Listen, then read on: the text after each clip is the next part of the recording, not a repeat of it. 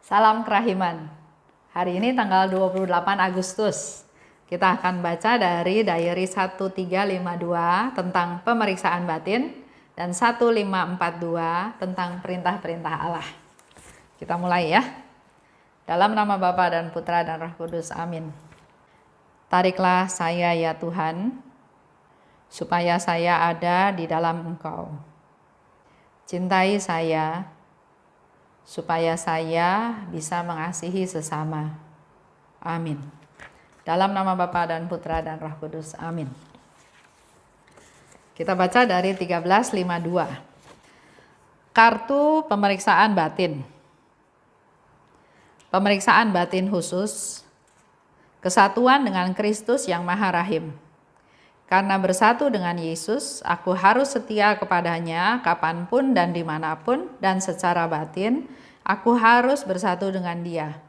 Sementara secara lahiriah mengamalkan kesetiaan kepada peraturan, khususnya peraturan mengenai silensium. 1542. Pada saat itu Tuhan menunjukkan kepadaku betapa besar rasa cemburunya mengenai hatiku.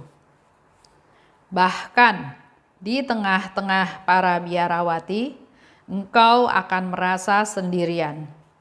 Saat itu, ketahuilah bahwa aku ingin agar engkau menyatukan diri lebih erat lagi dengan aku. Aku peduli akan setiap denyut jantungmu. Setiap gejolak kasihmu terpantul di dalam hatiku. Aku mendambakan kasihmu. Baik Yesus, hatiku pun tidak akan mampu hidup tanpa Engkau.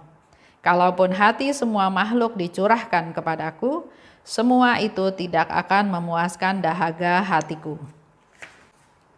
Suster Faustina berbicara tentang pemeriksaan batin. Jadi di dalam kongregasi itu ada suatu kebiasaan untuk membuat catatan tertulis atas keberhasilan dan kegagalan hidup rohani mereka. Bikin tabel. Contohnya bisa dilihat di 1353. Misalnya bulan Agustus berhasil berapa kali atau apa aja.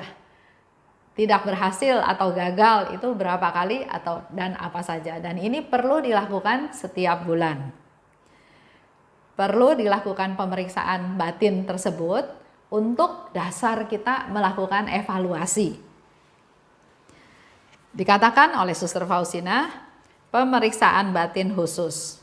Karena bersatu dengan Kristus, maka aku harus setia kepadanya.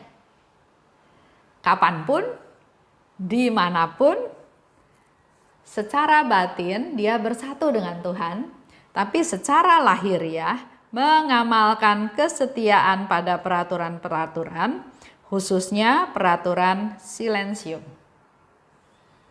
Ini yang dilakukan oleh Suster Faustina sebagai seorang biarawati. Buat kita semua juga ada yang bisa kita lakukan. Evaluasi ya, contohnya sekarang bulan Agustus. Kita bisa mengevaluasi. Hari ini apa yang kita lakukan, apa yang kita katakan, apa yang kita pikirkan masuk kategori kita berhasil menyenangkan Tuhan atau masuk kategori kita justru tidak menyenangkan Tuhan. Coba dibuat setiap hari untuk bahan evaluasi. Kenapa perlu itu? Supaya kita bisa mengevaluasi, kita bisa memeriksa apa-apa yang masih harus dibetulin, apa-apa yang masih tidak sempurna, apa-apa yang next time harus menjadi lebih baik. Supaya menjadi hidupnya juga menjadi lebih bermakna. Kalau kita rutin, contoh ya, sekarang nih kan lagi masa COVID. Contoh rutin, pagi bangun, beres-beres, siap-siap, terus lakukan jalan pagi. Jalan pagi, setelah selesai jalan pagi kira-kira 1 jam, mungkin ditambah dengan lari-lari pagi atau ditambah lagi dengan senam. Setelah itu istirahat sebentar, dengerin firman, makan pagi. Sudah makan pagi, kita beresin barang, kita beres-beres rumah, Istirahat, melakukan suatu kegiatan di rumah. Apa? Bersih-bersih rumah, atau nonton TV, atau apa kita bisa lakukan. Kemudian makan siang. Setelah itu dengar berita, istirahat lagi, jam kerahiman, siap-siap lagi, mandi dan seterusnya. Jam 6 makan malam, nonton TV lagi, atau melakukan sesuatu. Setelah itu jam 9, jam 10 tidur. Kalau rutinitas ini dilakukan terus, tanpa kita mengevaluasi hidup kita, mungkin setelah 3 bulan, setelah 6 bulan, bahkan setelah 1 tahun pun, ya itu terus yang dilakukan. Ya. Tapi kalau kita mengevaluasi dari catatan 1 hari tersebut, pada waktu kita mau tidur, pada waktu kita berdoa malam, seperti yang dikatakan di sini oleh Suster Faustina, ada keterlibatan, ada prestasi dalam hidup rohani kita. Apakah hari itu kita mengalami keberhasilan atau malah kita mengalami kegagalan? Nah, dari contoh tadi, rutinitas 1 hari itu, bagaimana dengan kehidupan rohani kita? Dengar firman Tuhan, oke. Baca firman Tuhan, baca Alkitab, ikut misa live streaming, oke. Kehidupan rohani kita sudah memperoleh santapan rohani. Jiwa kita memperoleh makanan, ya.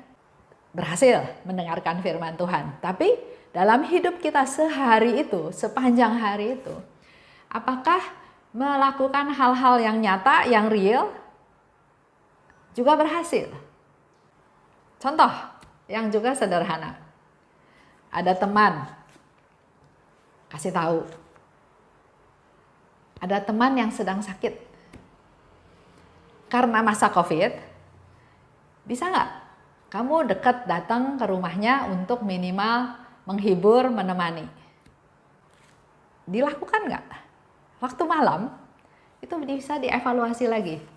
Saya berhasil, karena saya datang, saya mengunjungi teman saya memberi penghiburan, minimal saya menemani dia karena dia sendirian.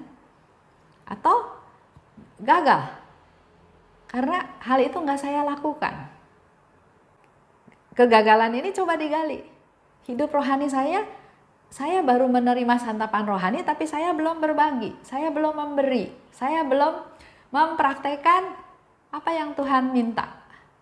Itu yang dimaksud evaluasi tersebut, ya. Kalau Suster Faustina dalam sebulan ya, bikin tabelnya. Tapi mungkin buat kita kalau saya usul, coba bikin harian. Akhir hari, malam kita evaluasi. Berapa yang kita lakukan berhasil, berapa yang gagal. Nah, gagal ini sebabnya apa? Oh, karena waktu itu ternyata sudah janji mau pergi, tapi ternyata ada urusan yang lain lebih penting sehingga saya nggak jadi pergi. Oke, itu evaluasi, ya. Nah, setelah itu next step-nya apa yang harus saya lakukan? Apakah just lupain aja?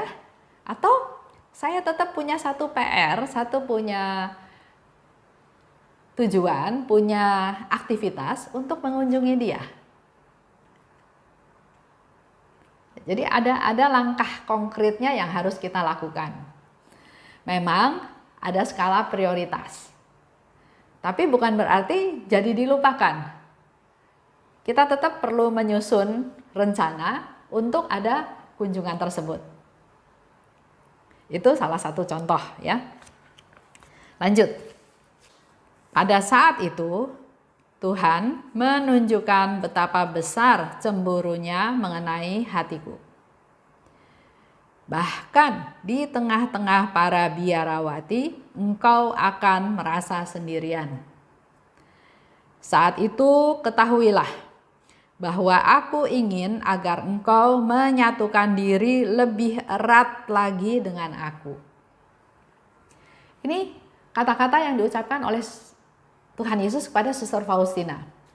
Tapi kalau saya dengar dari sharing teman-teman, ada juga mereka di mana saat-saat di tengah kesibukan, di tengah keramaian, dia tetap merasa kesepian, dia tetap merasa sendiri. Dengan segala macam aktivitas, kegiatan, dia bilang, saya merasa sendiri, saya kesepian. Nah, ini barangkali bisa jadi masukan buat teman-teman yang waktu itu merasakan situasi seperti itu. Ya, jadi walaupun Suster Faustina ada di tengah-tengah biarawati, dia akan merasa sendirian. Kenapa? Bukan berarti titik sampai di sana. Kita baca selanjutnya, ternyata Tuhan ingin agar engkau menyatukan diri lebih erat lagi dengan aku. Jadi buat teman-teman, buat kita-kita semua yang pada waktu itu merasakan sendiri, merasa kesepian, bukan titik sepi, terus aduh Tuhan kok saya sepi, Tuhan saya kok sendiri. Tapi ingat apa yang Yesus katakan, pada saat itu aku ingin agar engkau lebih menyatukan diri dengan Tuhan. Jadi pada saat kita merasa sendiri, justru saat itulah saat yang paling indah yang Tuhan berikan kepada kita supaya kita menyatukan diri dengan Tuhan. Dan memang Tuhan bilang, aku ingin. Tuhan yang ingin supaya kita semakin bersatu dengan Tuhan.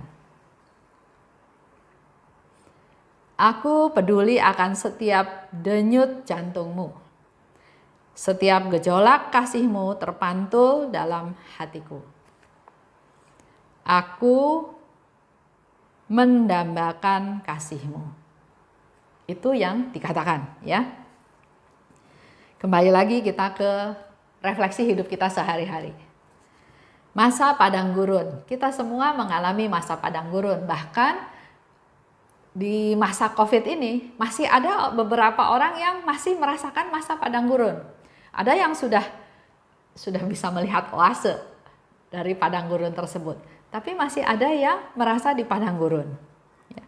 Merasa sendirian, menderita, tidak berdaya, nggak tahu bagaimana masa depannya. Nah, ingat yang Yesus katakan, aku ingin engkau menyatukan diri lebih erat dengan aku. Ini tawaran ya. Tawaran dari Tuhan Yesus. Aku ingin. Yesus yang berinisiatif. Yesus yang ingin lebih dahulu bersatu dengan kita. Oleh sebab itu kita perlu merespon apa yang diinginkan oleh Tuhan Yesus. Karena Allah peduli, Allah tahu apa yang terjadi dalam diri kita. Allah mendambakan kasih dari kita semua. Dengan kita bersatu dengan Tuhan, kita menunjukkan kasih kita, dan Allah memang mendambakan kasih tersebut. Lanjut ya. Allah mendambakan kasih dari kita semua. Prakteknya kita kasihi sesama. Dengan kita mengasihi sesama, otomatis Allah tahu kasih kita kepadanya. Allah mendambakan kasih kita, kasih dari kita ya. Satu, mari kita sediakan waktu untuk bersama dengan Allah. Kedua, melaksanakan firman-Nya, kehendak-Nya. Kalau lihat di diary nomor 789, di situ dikatakan, selalu dan dalam segala situasi berikanlah tempat pertama pada orang lain. Kedua, dengarkan dengan tenang tanpa mencela. Ketiga, tidak pernah bertanya tentang sesuatu yang sangat menarik hatiku. Itu yang dilakukan oleh Suster Faustina. Melaksanakan firman-Nya, kehendak-Nya, salah satunya adalah seperti yang tadi dikatakan di 789. Allah mendambakan kasih dari kita semua. Maka prakteknya adalah kita praktekkan mengasihi sesama. Kalau Allah mendambakan kasih dari kita, maka poinnya adalah ayo kita siapkan waktu buat Tuhan. Kita sediakan waktu untuk kita bisa berada bersama Tuhan. Kedua, kita melaksanakan kehendak-Nya. Ketiga, lakukan segala sesuatu dengan dasar kasih, ya. Tuhan mendambakan kasih dari kita kan? pertama, kita sediain waktu bersama Tuhan. Kedua, kita melaksanakan firman-Nya. Dan ketiga, lakukan segala hal dengan dasar kasih. Kalau kita praktekkan kasih kita kepada sesama, contohnya ya, selalu dalam setiap situasi kita berikan tempat pertama untuk orang lain. Jadi orang lain lebih penting dari kita. Ya. Kedua, kita coba dengerin, jangan celak dia. Ketiga, jangan bertanya tentang sesuatu yang sangat menarik hatiku. Jadi jangan yang jadi fokus bukan saya, tapi tetap dia yang jadi fokus. Itu ungkapan kasih kepada sesama. Kita bisa lihat di diary nomor 789. Kalau kita bicara tentang melaksanakan firman Tuhan, melaksanakan kehendak-Nya, Bapak Ibu bisa lihat di diary nomor 616. Di sana dikatakan, suatu terang aneh yang membuat aku melihat dengan jelas wujud nyata dari kasih kita kepada Allah, yakni melakukan kehendak-Nya. Jadi ungkapan kasih kita kepada Allah itu sangat nyata, sangat jelas, Suster Faustina lihat, yaitu kalau kita melaksanakan kehendak-Nya. Itu aja yang menjadi permenungan kita pada hari ini. Kembali lagi saya mau ajak Bapak Ibu untuk mulai punya pemeriksaan batin. Punya sendiri, nggak usah dikasih lihat ke orang lain. Tapi itulah salah satu cara untuk kita mengevaluasi hidup kita, supaya jangan hidup kita itu dijalanin sehari-hari seperti itu tanpa ada progres dalam hidup rohani kita. Baik, kita tutup dalam doa. Dalam nama Bapa dan Putra dan Roh Kudus, amin. Allah Bapa yang maha baik, terima kasih Bapa atas rahmat-Mu sehingga pada hari ini kami boleh belajar satu hal dari Suster Faustina, yaitu melakukan pemeriksaan batin. Tumbuhkan rasa ingin tahu dari kami juga Tuhan, agar kami melakukan pemeriksaan batin tersebut, sehingga kami bisa tahu aktivitas kami sehari lepas sehari, kapan kami menyenangkan hati-Mu, kapan kami gagal menyenangkan hati-Mu. Hal ini biar menjadi satu evaluasi juga untuk kami, untuk pertumbuhan iman rohani kami. Kami ingin menunjukkan kasih kami kepadamu ya Tuhan, yaitu dengan melaksanakan kehendak-Mu. Dan juga kasih kami kepada sesama, mampukan kami Tuhan untuk menjadikan sesama kami menjadi orang-orang yang lebih penting daripada kami, mengutamakan mereka, tidak mencela atau menyela pembicaraan mereka, dan terutama Tuhan, kami juga mohon rahmat-Mu, bukan kepentingan kami yang menjadi fokus, yang menjadi keingintahuan kami, tapi biarlah kami lebih melayani, lebih ingin mengetahui apa yang menjadi keinginan dari orang-orang sekitar kami. Terima kasih Bapa, dalam nama Yesus kami berdoa dan bersyukur. Amin. Dalam nama Bapa dan Putra dan Roh Kudus, amin. Salam kerahiman.